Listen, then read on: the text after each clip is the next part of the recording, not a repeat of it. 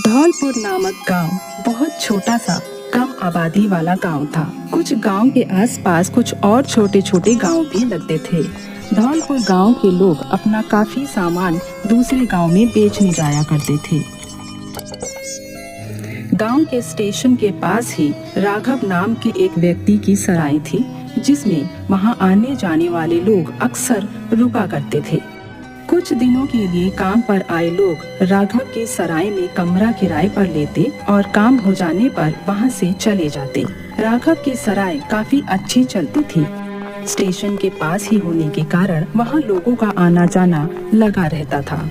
सराय में रुकने वाले मुसाफिरों के लिए राघव ने वहीं खाने पीने और चाय का भी इंतजाम कर रखा था। इस तरह उसकी अच्छी खासी कमाई हो जाती थी। धौलपुर से 100 किलोमीटर दूर एक गांव किशनगढ़, जहां पर एक परिवार जिसमें राधू अपने 2 बेटों के साथ रहता था। राधू का बड़ा बेटा एक अच्छे सरकारी ओहदे पर कार्यरत था और छोटा बेटा भी अपने कृषि विभाग में एक वर्कशॉप के लिए धौलपुर के लिए निकल रहा था। पिताजी, मैं 2 से 3 दिन में धौलपुर से वापस आ जाऊंगा। आप अपना ख्याल रखिएगा। बेटा, ख्याल रखना अपना और पहुंचकर फोन कर देना, ठीक है? उसके बाद गुंजन धौलपुर रेलवे स्टेशन पर उतरता है और स्टेशन से बाहर निकलकर आसपास रहने के लिए ठिकाना ढूंढने लगता है। तभी उसकी नजर राघव की सराय पर गई।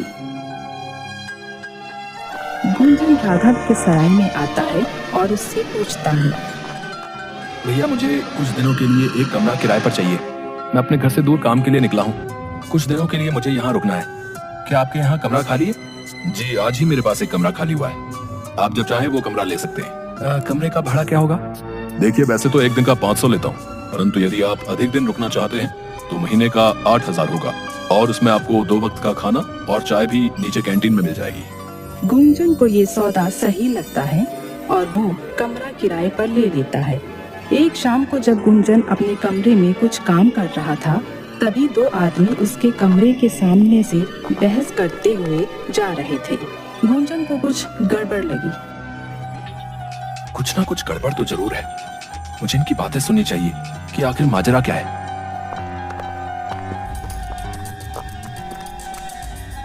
वो उनका पीछा करते हुए नीचे के कमरे में चला गया और छुपकर उनकी बातें सुनने लगा। तभी अचानक उनमें से एक आदमी ने गुंजन को देख लिया और गुंजन का पीछा करने लगा। गुंजन अपने कमरे की तरफ भागा और कमरे में पहुंचकर किसी को फोन पर कुछ बता रहा था। उसी समय पीछे से एक काला कपड़ा उसके सिर पर आ गिरा और उसका कत्ल हो गया। अचानक उसकी सराय में एक कत्ल हो जाता है। सारे गांव में हड़कंप मच जाती है, क्योंकि आज से पहले वहां ऐसा हादसा नहीं हुआ था। लोग आपस में तरह तरह की बातें करने लगते हैं। अरे भाई, सुना है राघव के सराय में कल किसी का कत्ल हो गया। ये अनहोनी इस गांव में कैसे हो गई भाई? आज तक तो ऐसा कोई हादसा हमारे गांव में नहीं हुआ। पता नहीं क्या माजरा है। पुलिस उस सराय में आकर वहां का पूरा मुआयना करती है। जिस व्यक्ति का कत्ल हुआ वो 2 दिन पहले उस सराय में रहने के लिए आया था और अपने कमरे में ही मरा हुआ पाया गया। पुलिस उस सराय में रहने वाले से तफ्तीश करती है। जिस दिन इसका कत्ल हुआ, क्या आप में से किसी ने अलग सी बात नोटिस की? उस सराय में रहने वाले लोग तो 2-4 दिनों के लिए ही वहां रुकते थे, तो इसलिए कोई एक दूसरे को नहीं जानता था। उन लोगों से किसी प्रकार का कोई सुराग नहीं मिल पाता।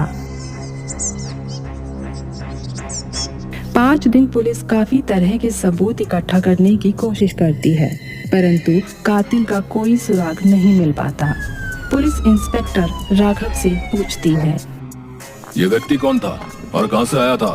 आपकी सराय में कत्ल हो गया है और किसी को कानो कान खबर नहीं लगी। भला ऐसा कैसे हो सकता है? इंस्पेक्टर साहब, मेरे यहाँ तो लोग 2 या 4 दिन के लिए ही आते हैं। बहुत कम ही लोग हैं जो महीना भर तक रुकते हैं। ये व्यक्ति भी 2 दिन पहले ही सराय में आया था। मैंने उससे उसका नाम और पता पूछकर रजिस्टर में लिख लिया था। बस उसे 2 दिन बाद ही चले जाना था, इसलिए मैंने ज्यादा कुछ तफ्तीश करना सही नहीं समझा। रात में आपके सराय में कोई चौकीदार होता है क्या? यदि कोई सराय के अंदर घुसता है तो उसका पता कैसे चलेगा?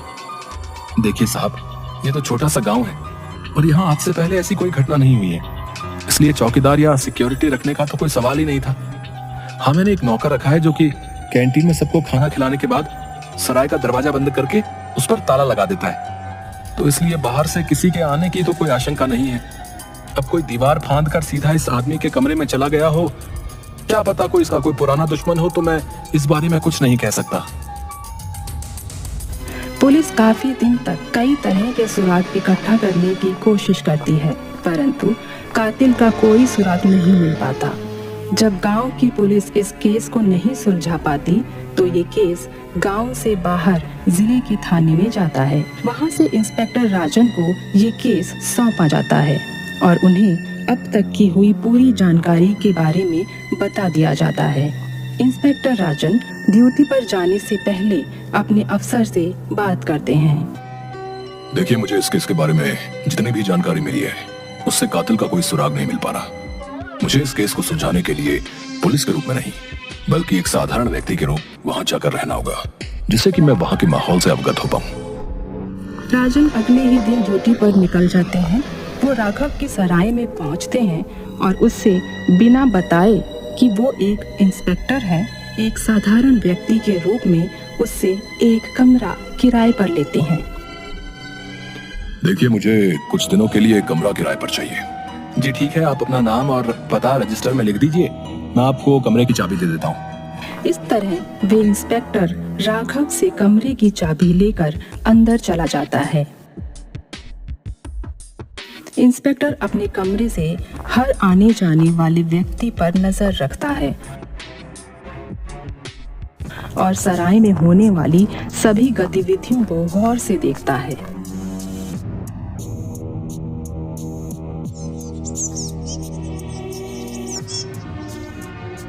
इंस्पेक्टर राजन देखता है कि रात में 9 बजे के बाद एक व्यक्ति सराय से बाहर निकल रहा है।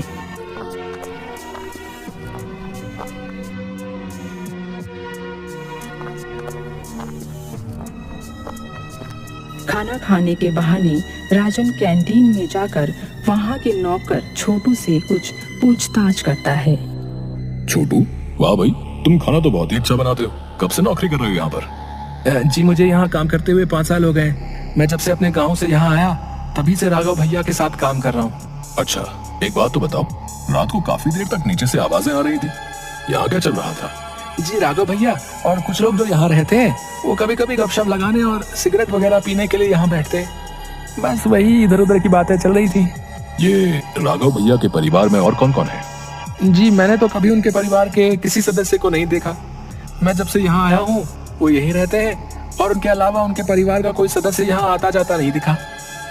राजन छोटू से बात करने के बाद ऊपर अपने कमरे में चला जाता है। वो मन ही मन सोचने लगता है, यदि मुझे किसी बात का पता लगाना है तो मुझे छुपकर उस समय इनकी बातें सुननी होंगी जब ये लोग गपशप लगाते हैं। करीब 1 घंटे बाद कोई आदमी मुंह पर चादर लपेटे हुए सराय में घुसता है और सीधा नीचे कैंटीन में चला जाता है। उसका चेहरा साफ नहीं दिख रहा था। राजन छुपकर उन लोगों की बातें सुनने लगता है। वह लोग सिगरेट का कश लगाते हैं और इधर उधर की बातें करते हैं। राघव भी बैठा था। राजन ने जिस व्यक्ति को 9 बजे सराय से बाहर जाते हुए देखा था और मुंह पर चादर लपेटे वापस आते हुए देखा, उसे कदकाठी से वो राघव ही लगा। अगले दिन राजन राघव से बात करता है। अरे भाई, मैंने सुना है आप लोग रात में खूब गपशप लगाते हैं और ताश की बाजी भी होती है। मैं भी रात में बोर हो जाता हूँ। अभी तो मैं काम पर जा रहा हूँ, शाम को सराय में वापस आने पर मैं भी आप लोगों के साथ बैठूंगा। जी जी जरूर, हम लोग तो अपना मन बहलाने के लिए कुछ देर साथ में बैठकर खेल लेते हैं, आप भी आ जाइएगा।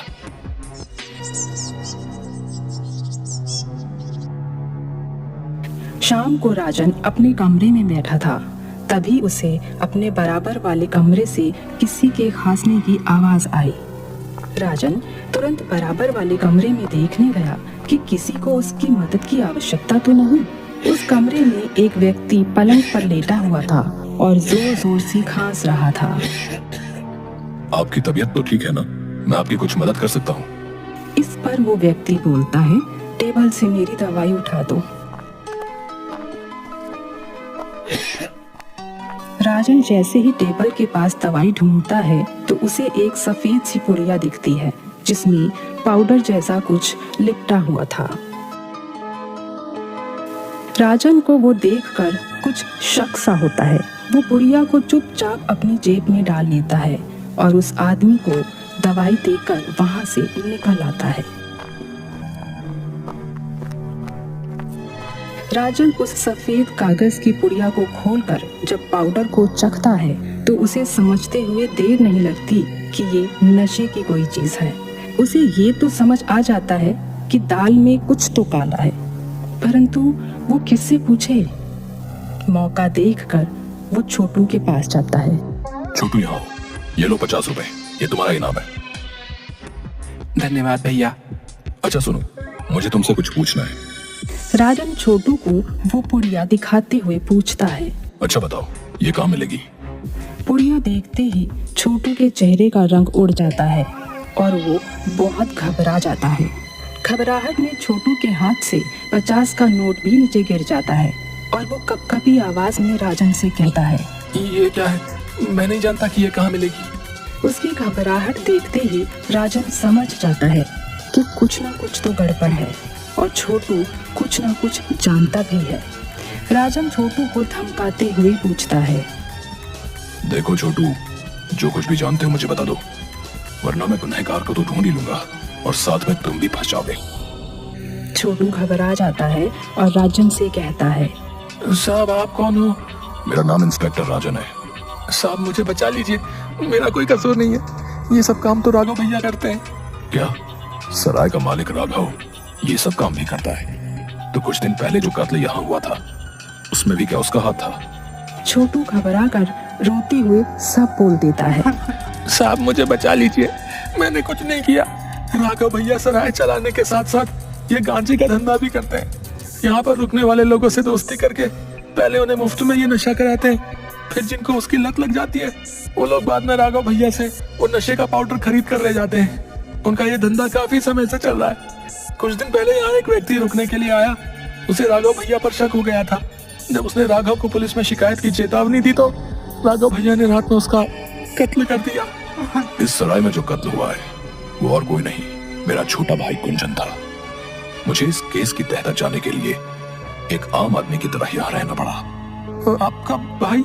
साहब इसमें मेरा कोई कसूर नहीं। राघव भैया ने हम सबको धमकाया हुआ था कि किसी को कुछ न बताएं। तो राघव ही असली गुनहगार है। दो गुनाह एक साथ। एक तो गैर कानूनी काम करता है, लोगों को नशे की लत लगाता है और फिर अपना भांडा फूटने के डर से कत्ल भी कर देता है।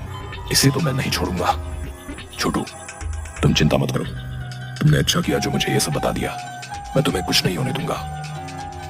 बस अगले ही दिन राजन अपने पुलिस के कुछ साथियों के साथ सराय पर छापा मारता है और राघव को उस नशे के पाउडर के साथ रंगे हाथों पकड़ लेता है। छोटू की गवाही पर राघव को गिरफ्तार कर लिया जाता है और उसे जेल में लंबी सजा होती है। इस तरह से इंस्पेक्टर राजन की बुद्धिमानी और हिम्मत से ये पेचीदा मामला खुल जाता है।